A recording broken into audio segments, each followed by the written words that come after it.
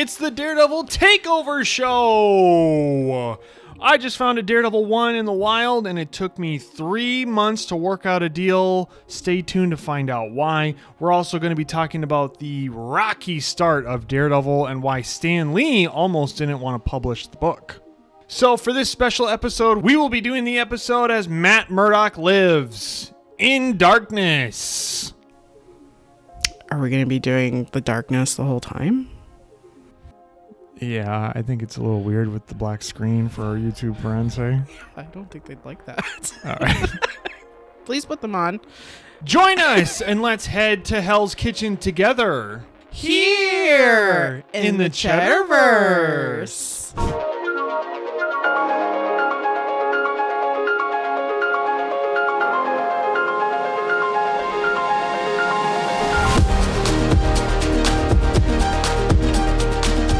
Welcome in. It's episode 8 of the CheddarVerse. Episode 8. Thank you for tuning in. Thank you for watching, listening, wherever the hell you are. We appreciate you. I am Chris at Cheddar_Comics on Instagram. Follow me for weekly Thursday live sales. And be sure to follow my best friend and my beautiful bride, Mrs. Cheddar Comics, at Mrs. Cheddar_Comics on Instagram, as she is there with me by my side on Thursdays and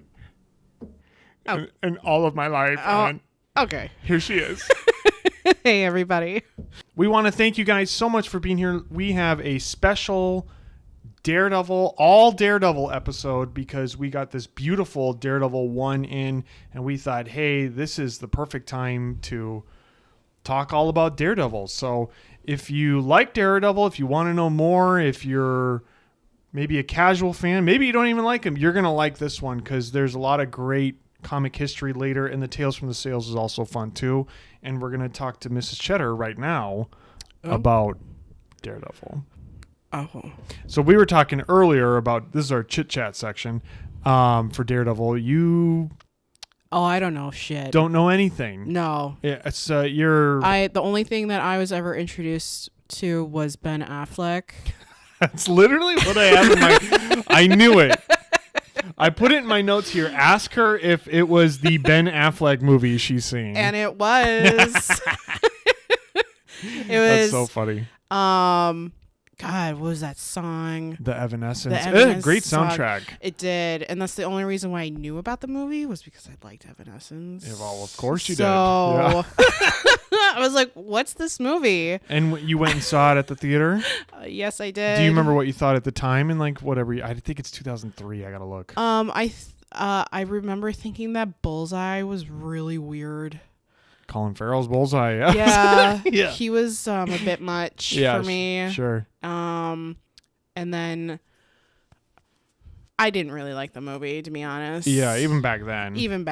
And I didn't kid, either. you know. Yeah. And I was like, this is weird. Yeah, it was. And Jennifer Gardner. Yeah, she's Elektra. She was she was fine. And all the Daredevil. I mean, I had Bullseye, I had Elektra, I had Kingpin. Kingpin was cool. Michael Clark Duncan as a Kingpin was great. Yeah, he was probably my favorite part. Yeah. Other than that, no. Sure. No. I just learned today, I was researching Daredevil stuff, and I was looking for comic stuff, but of course, you know, the Netflix Charlie Cox stuff and Ben Affleck stuff would come up. And I just learned today that Ben Affleck auditioned for that movie. He auditioned to be Bullseye. Oh. And Colin Farrell auditioned to be Daredevil. Oh. And they got the other ones. So I was like, you know, would Ben Affleck been a better Bullseye? Would Colin Farrell have been a better Daredevil? Well, Colin Farrell can do anything, I believe. Yeah. So he probably would have been killer as Daredevil. Sure. I don't know Ben Affleck about Bullseye, though. That Bullseye? Yeah. Because is he that weird? Like in the comics? Well, no, I mean, you've seen the Netflix show. I mean, you've seen Yeah. Yeah. No, that was Colin Farrell. I remember always him going like, yeah. Bullseye. Pointing to his, for know. our podcast, he's pointing to his forehead. Bullseye. It's like, oh, that's weird. Ooh. And I'm like, you know, 13, 14. Whatever, yeah. You should probably just take whatever. And even then, I was like, okay. But it was a little cringy. It's no Netflix show. No, the Netflix show was cool. Oh, it was the best. Yeah. You know. So anyway, so your Daredevil knowledge is pretty much the Ben Affleck movie. Ben Affleck. And then we've And watched then it the ends. Netflix. And then cut to the Netflix show. Right. Pretty much just the shows. Yeah. Well, I mean, yeah. Obviously, I heard more about Daredevil when we got together. You say that in every episode, whatever yeah, I it's about. probably do. I didn't know anything, and then I got together with you, and then I heard all about it. Yeah, basically. Basically. Yeah. You sat me down and you gave me the whole history of Daredevil. Yeah. But the Netflix show with Charlie Cox, you like in the Disney Plus version, you like that. Yeah. The Netflix show more? Remind me again, this is the on right now is the third Born season? Again season 2 is currently on for our future listeners. Okay. Yeah. But there was one a couple years ago, right?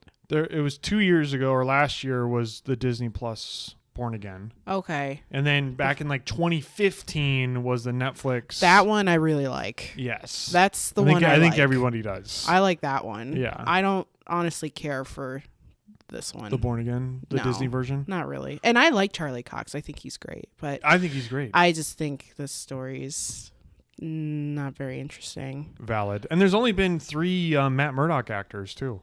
Oh, that's right. We watched one of those. Randomly, we watched on, our trip. the Trial of the Incredible Hulk.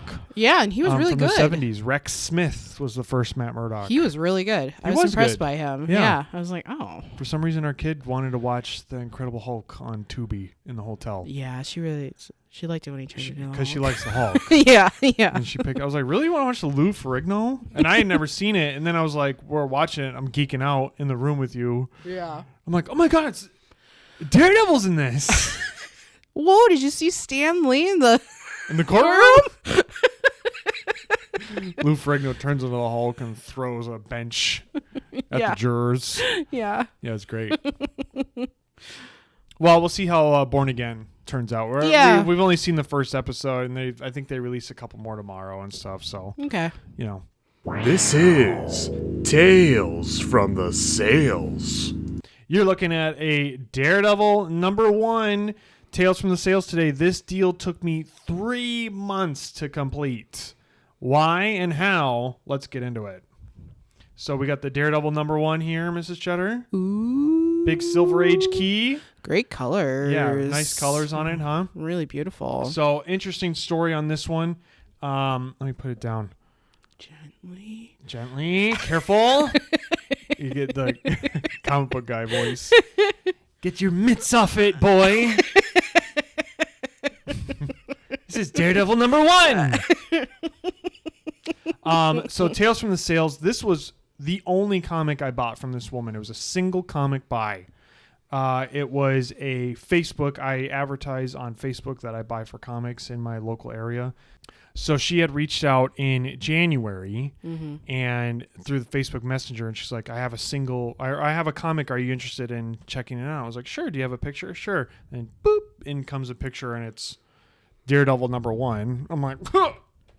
Yeah. I'm interested. Yeah, I'm a little interested.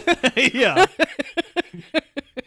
So why did it take 3 months? So she said in January, hit me up in a couple weeks when I get back to town and we'll go from there. Okay, so that's a couple weeks. I reach out. Hey, I'm really sick. I'll reach out to you when I get better. Another couple weeks goes by. She just was never reaching out to me. I was always chasing her. Right. I was like, hey, what's going on? Hope you're feeling better. Maybe we can see each other soon. It was end of February. Yeah. And then she's like, I'm going to check out my schedule. I got to go to the hospital on Tuesday and I got to do this. Maybe it was the 15th. It was March 15th. It was okay, I'll reach out in March. And she was just you can never get Always, moving the goalposts. You can never get her onto a date and time, which I had never really had before. But because of the book and the caliber of the book, it was worth pursuing. Yeah. Even if I didn't know what the price would be and all that. Yeah. So I reach out again a couple times. And then by the time March comes, I'm trying to, lay the hammer down to try to get a date because we were going to C2E2 and Charlie Cox was there. That's right. And I had the idea that maybe I should buy, if I can get it, that I can bring it and get it signed by Charlie Cox and get it CGC'd and stuff. So I'm really trying in March to like make it happen before we go. And we were going to meet the week before we were leaving. Oh, yeah. Which would have worked. And then another thing came up and so it didn't happen. Then finally the week after, we get back, I'm like, hey, just so you know, I don't know. Cause you had the idea because you were like, maybe she thinks it's going to take a long time. Yeah. Like hours or something. That's what I thought kept happening. Yeah. So then I wrote to her, I was like, it won't take me more than 15, 30 minutes of your time max, just so you can plan. And I also need to plan because I'm very busy, so I can't. She would always be like, just reach out to me on the morning of the 23rd and see if I'm free. I'm like, okay, well, I'm busy, but I'll make it work. I was just always like, it's a Daredevil 1, I'll make it work, So we finally get a date. We finally get a time. The date comes. I check in. She's ready to go. I was like, oh, my God. So I go over to her house. She's about 20 minutes away from where I live, and meet her outside. And she's got she had some other comics, like 80s and 90s stuff. Okay. And she had the Daredevil in one hand, and she's got this truck bed, and she just puts them into throws it on top of the truck bed liner. I'm like, okay. All right. Very pleasant, very nice woman. And of course I always like to ask, where did you get it? How long have you had it? Why are you selling? Okay, yeah. To bring the story back here to the CheddarVerse. She had this Daredevil 1 in a locked safe for the last 30 years. Oh. So that's why when I posted a picture on Instagram, and a lot of people were like, the colors are great on it. That makes sense of why. It was locked in a safe for 30 years. In the dark. Yeah. So no one had it got exposed to no sun since then. That's sweet. So she had it in a safe. She wanted to get it graded. That's what she told me in the chat in our Facebook Messenger. She said, I want to get it graded. Yeah. So I was like, do you want to get this graded? Like, you're going to send it into CGC? And she's like, what? CG what? I was like, CGC, it's the grading company, and you put it in between plastic and they put a grade. She's like, I don't know what that is. I just mean I wanted to have someone look at it and tell me the grade. I was like, okay. That makes more sense. Okay. So why is it in this safe for 30 years, and why is it getting sold now? In the fall, we had a few of those really bad storms come through. Remember we had those flash flood storms? Yeah. And remember those here, and they're really bad? Yeah. So when one of those had went through in the fall, this huge tree in her backyard fell on her garage roof. Oh, no. And it really damaged the roof of her garage. So she was like, insurance covered some of it, because, insurance screws everybody over. Yeah, of course. Insurance covered some of it, and she needed to cover some of it to repair it. And then she was also worried, because something like that had happened, she's like, I don't want to keep stuff in my house. I need to get rid of stuff in my house. Oh, okay. Which makes sense, because a tree falls on your house, you're thinking, when's the next one going to fall? Yeah. Let's maybe move some stuff, and maybe it's time. Yeah. So she was researching how to grade a comic, and then my ad popped up on Facebook. Oh. So serendipitous. Yes. So it was because the tree fell on her house, and she needed to repay some of that cost that insurance didn't cover. And it was also just kind of time to go. So I asked her, where did she find it all those years ago? And she couldn't remember. She said that her and her husband were garage sailor pickers. Oh. And she thinks that it was maybe something like that. Over, 30 years ago. Wow. A garage sale or picking at a flea market or something. She couldn't remember. She knew it was something and just put it away. Yeah. So I looked it over. My main thing is that I'm always worried with these that they're a golden record reprint, because they look exactly the same. So how can you tell? The golden record reprints don't have the price on them. Oh. So it doesn't have the 12 cents. That's the first cue. Okay. That's my first thing. Oh, and then you have to count, don't you? And then I count the pages to make sure that's complete, because if it's incomplete, there goes the price, right? Yeah. So I counted the pages the first time, and I was like, 15, that's not right. I got to count them again. It's windy, and pages are blowing back and forth on her truck. She's telling me about how she sells on Facebook Marketplace sometimes. I'm like, okay. I count it. It has 16 pages. we're good to go. I make her my first offer, and she said, "Yep, that sounds good." I'm like, "Great. Oh, okay. Here you go, cash," and off we go. Wow. And Easy peasy. yep. So After all that, it took the hard part all was that the 3 shit. months, and then it was 15 minutes, and I was on my way home. wow. So she was a super sweet lady, and the other comics too. She had 80s and 90s comics, and they were like coverless and beat and randomness and Archie, and I was like, I'm good on those. Yeah, for sure. You know, like a stack. She's like, okay, no problem. You know, and Wow. that was it. And rode away with my Daredevil 1 in the front seat with me. Eee. You and that shirt. Can't bring that up now. So and it's got, you know, I'm looking at it here for our YouTube listeners, you know, it's got some classic Marvel chipping along the sides. Do you know what Marvel chipping is? No. What's Marvel that? chipping is they use famously very cheap paper because they're a little ragtag publisher. Oh, yeah. So these earlier ones, this is 1964, but you can see it's just got some like chip. So they call that, it's Marvel chipping. Does DC have that? No, Oh, interesting. there's no like such thing as DC chipping. Oh, so they use different paper then. Yep. Oh, wow. So we got here a Jack Kirby cover, of course. Of course. You know, you go to the main man for your Kirby, and there's Kirby's Spider-Man on there. First appearance of Matt Murdock. First appearance of Foggy Nelson. First appearance of Karen Page. I like these arrows that they have pointing at them. This is Karen Page. just in This case. is Matt Murdock. This is Foggy Nelson. A worthy companion magazine to such all-time greats as the fabulous Fantastic Four. Oh. And in this issue, you will meet the most unusual hero of all, Matt Murdock, the gorgeous Karen Page, and the fun-loving Foggy Nelson. Fun-loving. Yeah. So what do you think? Pretty cool, hey? That's very cool. I would love to be garage sailing. Oh, And my you God. just- Are you kidding me? Oh, look at that. You know, there's a Daredevil 1. Like, does that happen anymore? Maybe. Definitely happens. Somewhere. It definitely happens. Last summer, I think it was last summer. It might be 2 summers ago. Someone found a Detective 27 What? at a garage sale. Yeah, Really? it was on Instagram. Oh, my God. It was a beat poor copy, but Wow. Detective 27 at a garage sale. Wow.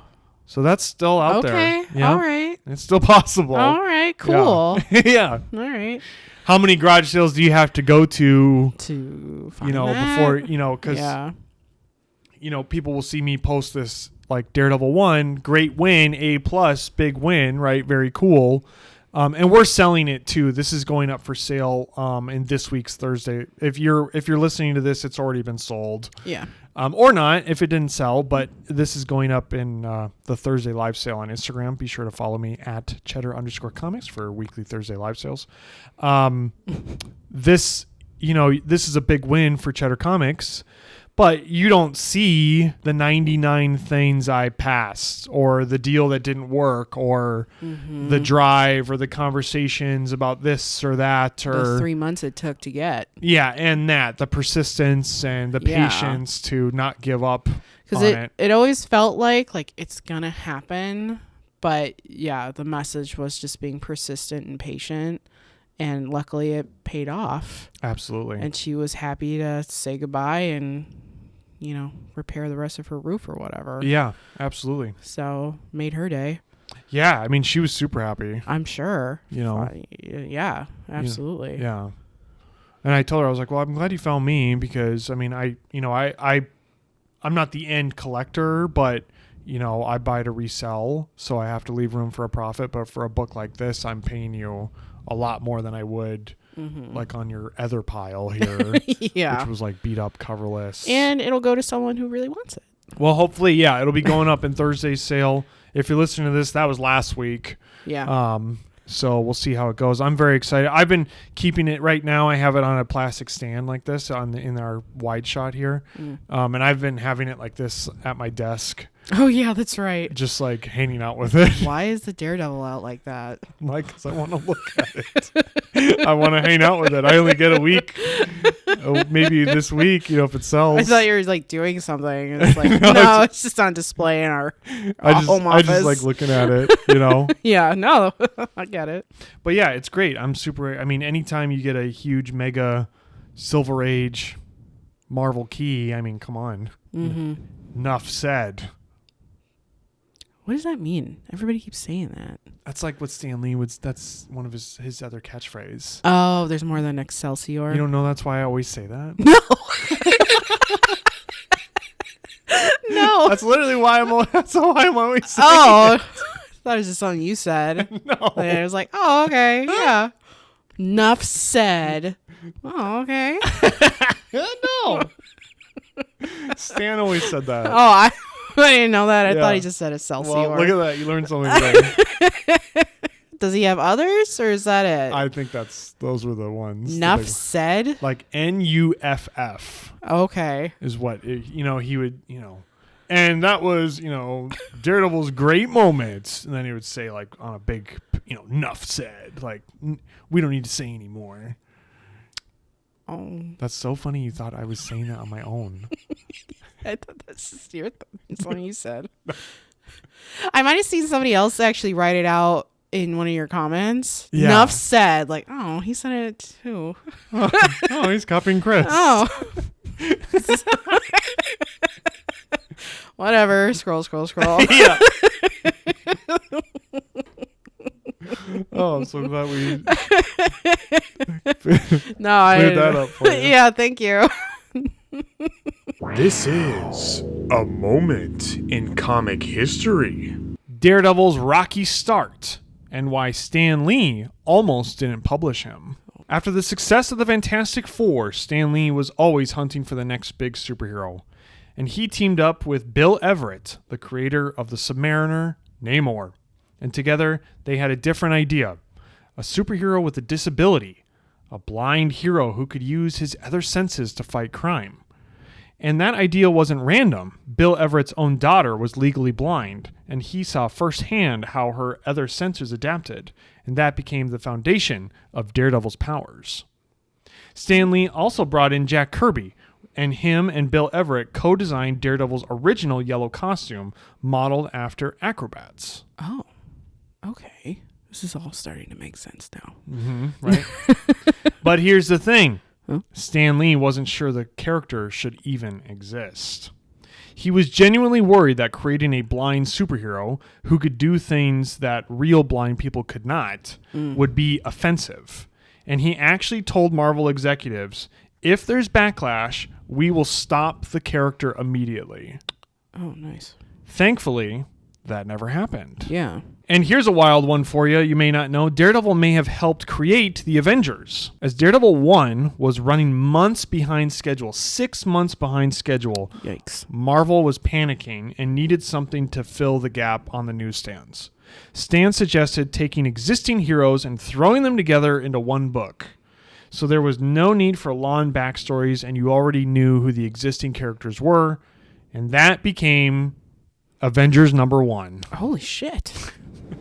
It's literally to fill a gap Wow. in publication because Daredevil 1 was so delayed. Oh my God. And you could say, enough said. Even after Daredevil finally launched, it didn't exactly hit. The early issues struggled, the yellow costume didn't quite land, and readers even compared him to a knockoff Spider-Man. Okay. Street level hero Yeah. in New York. Okay. There's a lot of people thought it was just in the early Mhm. stages was just another Spider-Man. So Marvel made changes, most notably switching him to his red suit we know today in issue 7 that Wally Wood designed to try to help the character differentiate himself a little bit. Oh, well, that's a good call. Daredevil just barely survived long enough to meet the one person who would change everything, who was Frank Miller. He took a character that was on its last legs, ready to be canceled, and reinvented him for everything you know about Daredevil came from Frank Miller for the most part. So Daredevil 1 isn't the peak of the character, but it is just the beginning of something that almost didn't make it. And that is the little history of Daredevil's rocky start. Yeesh. Yes. Ouch. Yeah. What do you think of all? I mean, there's a lot of little nuggets. There's a lot. Yeah. I kind of researched him at the beginning and kind of pulled my favorite nuggets from, since we have the Daredevil one today, you know, kind of just finding my favorite pieces of history. What I think is really cool about how please. he was created was that he, I'm sorry, what was the other creator's name? Bill Everett. Bill Everett. Yes. Did he create other characters? I said in there he created Submariner. Submariner, that's right. In the I'm Golden sorry. Age. Oh, wow. Okay. So he came back at Marvel, 20 years later. Okay. What I liked was that he kind of got the ideas from his daughter and Yes. seeing like her senses being enhanced and Yes. applying that to a superhero Yeah. idea. Yeah. I really love that. Yeah. Which is cool. Absolutely. Because I was trying to find if Daredevil was the first disabled superhero, and I couldn't really find that answer. It might be like Black Panther, where it's like Black Panther, isn't the first black superhero, but he's, the first prominent black superhero kind of thing. Yeah. And Daredevil is kind of like that. I see. There actually was another Daredevil in the 40s. Oh. It's not by Marvel. It was I forgot the publisher. Okay. And he had kind of it was like right down the middle, half blue, half red costume. Oh. And he was actually deaf. Oh. So there was another Daredevil who was deaf Okay. in comics. And they called him Daredevil? His name is Daredevil, yeah. Oh. I'll show pictures of him. Okay. But there's no relation to this Daredevil. Okay. Allegedly.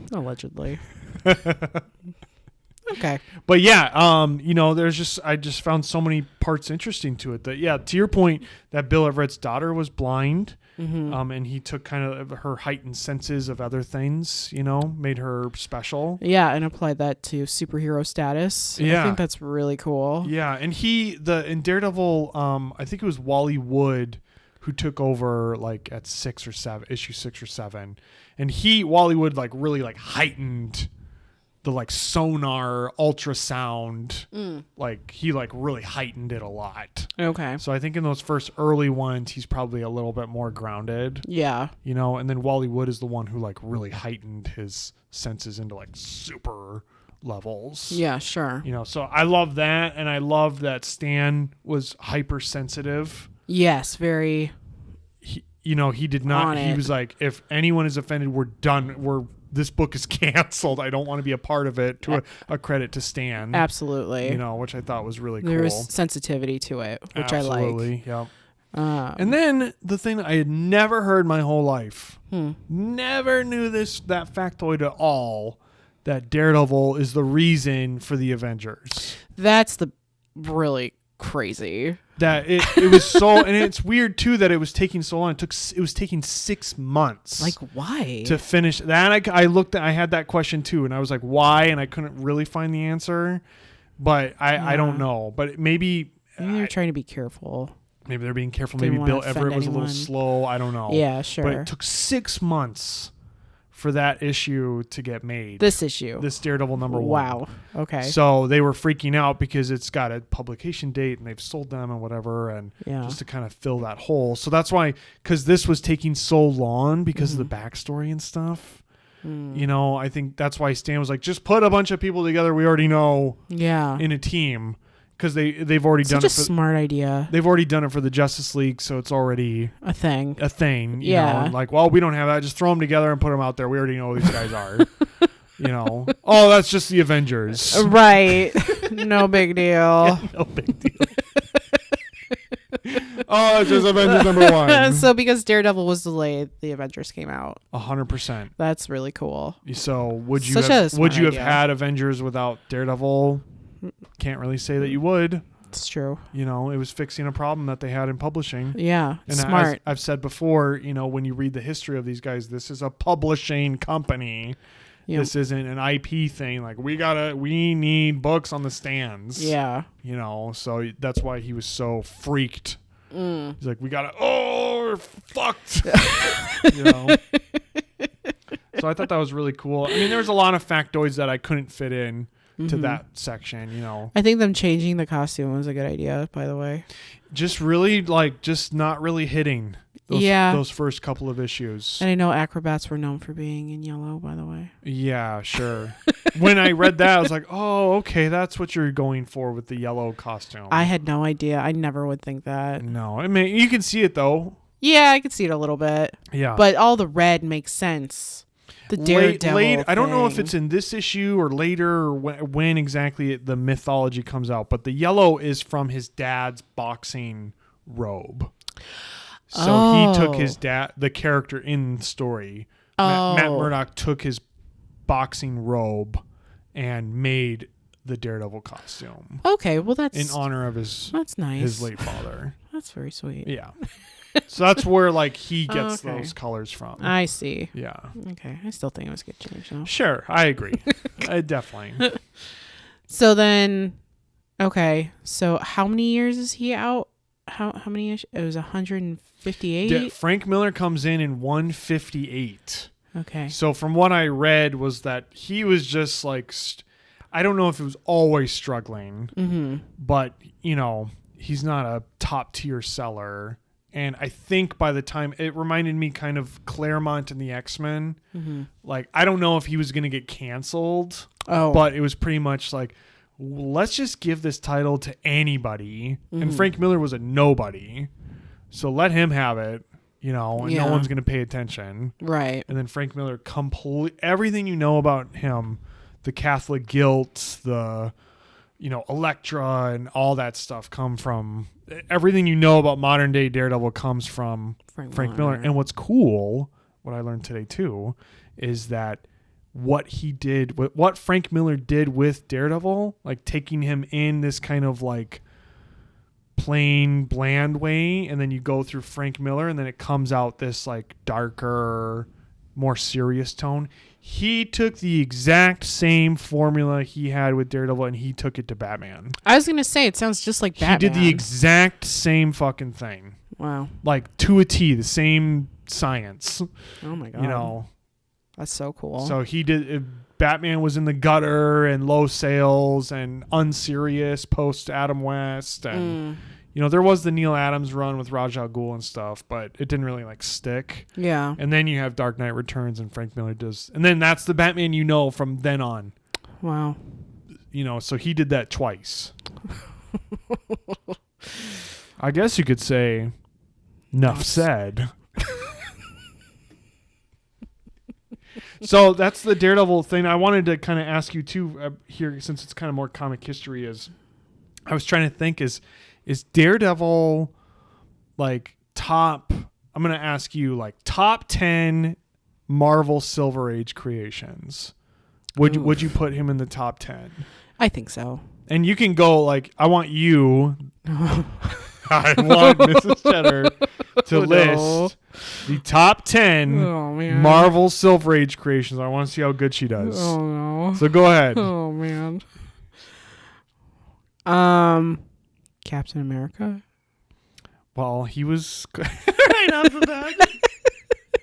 He was created in the Golden Age first, but he does come in. I mean, some people have him on a list. If you want to, Okay, so I have to know if they've been in the Golden Age too. You literally named one of the two characters that have been. Oh, okay. So you can keep going. Okay, Iron Man. Iron Man for sure. Thor. Thor, absolutely.